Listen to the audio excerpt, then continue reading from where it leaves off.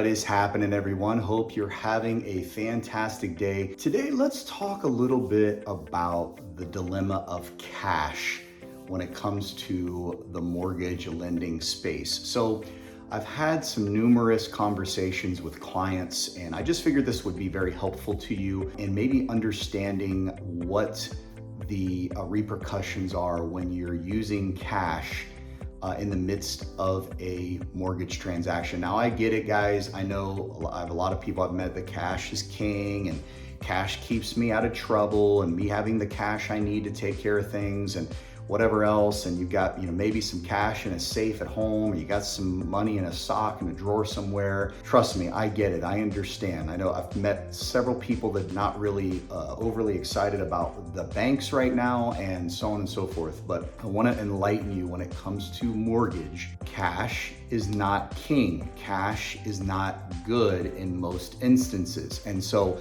I recommend that you sit down with a mortgage advisor, a mortgage professional, and talk about your circumstances so that you can cover all your bases. Typically, the rule of thumb is you need to have your down payment and all of that seasoned and sourced over a 60-day period, or at least seasoned for 60 days.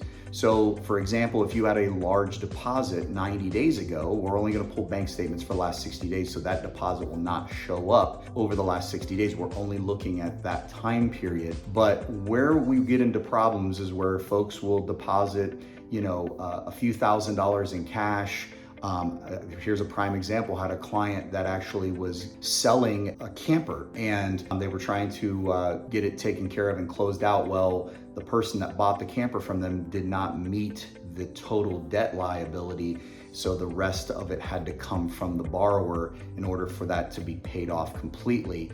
And when I asked where the money came from, they said it came from a safe in their home, and it was pretty significant. It was in the tens of thousands. So the problem with that is now we cannot verify this particular item being paid off, which was on credit. The loan was partially paid off by the person that bought the camper, and the rest of it was paid by cash, which we cannot verify. So we were able to get around that particular situation. But the point is that even in the midst of where we're not even using cash for a down payment, or using cash for reserves or different things, it still can be problematic. So guys, it's so vitally important that you make sure that in your mortgage process, that you make sure that every transaction that goes into the bank can be verified through a or through pay stubs, through some sort of a check register. When you start depositing cash, and it doesn't matter if you deposit it in the ATM or if you take it into the teller, if it does not have a check number next to it or something that we can verify, more than likely it is cash. And over a certain dollar amount, it's going to be questioned, and it will be questioned if it's not a part of your regimen. In other words, if you deposit cash, and you have been over the last 60 days periodically, then that is a pattern that we can obviously point to. But if you haven't deposited any type of cash in your account, the only thing going into your account are your payroll, and all of a sudden you have this massive deposit of cash, that is an isolated situation. And if we don't have a bill of sale from you selling something, a motorcycle, or some sort of piece of furniture, or something that you own personally that you sold to an individual, we don't have a bill of sale and something else attached to it, and I wouldn't even recommend that. I would recommend that person would pay you in a cashier's check or something, again, that can be verified. Now, this isn't to make your lives horrible or make them, give you a high level of anxiety. The point is that cash cannot be tracked from the purposes of where did it come from? How can we source it? Right? At the end of the day, let's say you DoorDash. Well, if you're having DoorDash deposits, we can actually track that to DoorDash.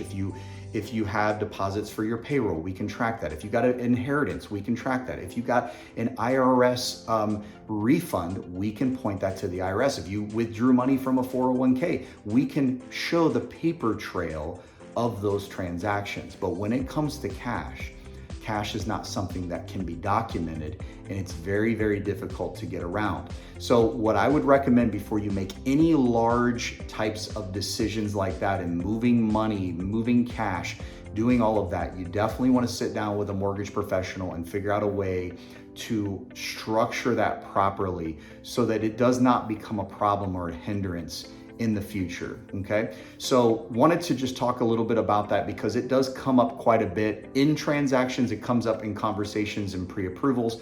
It comes up in just about every conversation that I've had. Cash has come up one time or two over the course of the last year.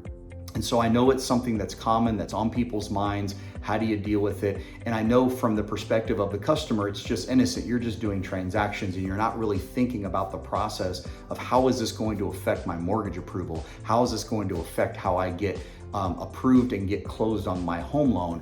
But ideally, you want to make sure that you're counseling with a professional in the realm of mortgage to make sure that whatever cash deposits and those types of things are being made are copacetic and in accordance to the guidelines, because you don't ever want to assume anything, because if you assume and then you do, it may be something that we can't undo, and now it's going to put out your approval or you're not going to be able to get that loan.